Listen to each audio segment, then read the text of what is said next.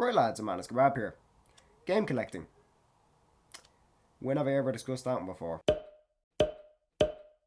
So today we continue that trend, starting off with this. This game has no relevance to the video at all. Game collecting is a hobby many of us around the world enjoy on a daily basis. I mean, who doesn't love spending all your week's wages on Mirror's Edge? I sold a kidney to buy this. But like many hobbies, it proves difficult to get started off in if you don't know much or have been misinformed. These aren't rules that you have to follow. The day I start making rules, hopefully I'll be the president of Fiji. It's a funny name. But rather, just a few tips to get you started off in this crazy battlefield of Nintendo fans, PlayStation fans, and idiots. Games bundles on eBay. These make sense at the start, but once you start properly collecting, they are a complete waste. It's good if you say you want a few Lego games and find a bundle of them for cheap, but if you already own a few of these, which I do, why would I buy this? You just get unnecessary duplicates, like me and my 2 copies of Kinect Adventures. Personally, I don't see the satisfaction here. I enjoy going to a store and buying the games I want to play, not that game plus a load of filler games and stuff I already own. I've heard stories of people getting amazing finds in these lots, like rare NES games, but at the same time, you're equally, if not more likely, to get a few scratched up unplayable discs, and boxes that look like they've been through a food blender. It's really a look at a draw, and if they do arrive in this condition, you could bet your left nut the seller will dodge your messages if you ask for a refund. Yeah, I'm used to it at this point.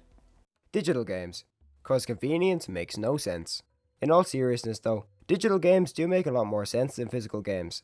They're easier to access and harder to lose as they aren't tied to a disc, are often cheaper, and you can store hundreds of them on something the size of the S. But can you really call yourself a collector with these things? It's kinda like saying, oh, I collect albums, and then proceeding to show me all the ones you've downloaded on Spotify. See, personally, I don't want to see that I spent €50. I want to hold that useless piece of plastic in my hand. Now this is of course down to personal preference. There's nothing inherently wrong with collecting games digitally, but I'm still going to look at you funny when you tell me you've got Mario 64 on the Wii. Bestsellers / player's choice. You were telling me someone looked at this and went, good idea. Every console has its own personal version of these. The PlayStation had some terrible ones, especially this ooze looking green for the PS1. The PS2 slightly improved with church carpet red, which then got so much worse with the PS3 when the box itself became this colour, and finally the PS4 fixed things, returning it to exclusively the box art. Nintendo is a prime culprit for these sort of things. Throughout the years, the designs have constantly changed, although never to an unbearable level. Until... yeah, picking yellow was probably the worst option possible, especially when it spreads to the spine. If you want an in-depth rant on this subject, I'd recommend this video by the legend that is Scott the Woz. He does a miles better job at explaining it than I ever will. The rest of the Nintendo consoles get off relatively easily, with most of the colour being relegated to the front. The Xbox of course had platinum hits, which not only spewed silver all over the box art, but also made the spine silver. But in Europe, we didn't get these thankfully. Rather, Xbox Classics, which only adds a Classics logo, and does not affect the spine besides the small logo.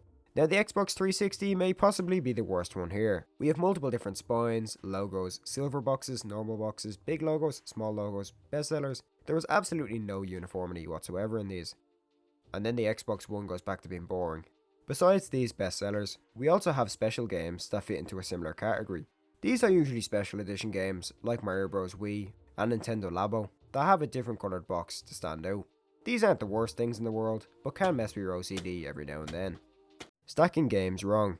This is a pretty simple task. You get a game, put its spine out on a shelf, then bam, job done.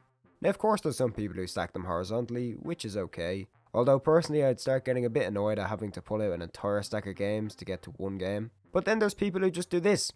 Why would you do this? At that point, what's the point in having them on a shelf? Just leave them in a corner. You have an entire shelf to organise the games. In fact, that's its purpose. But no, it makes a lot more sense to do this.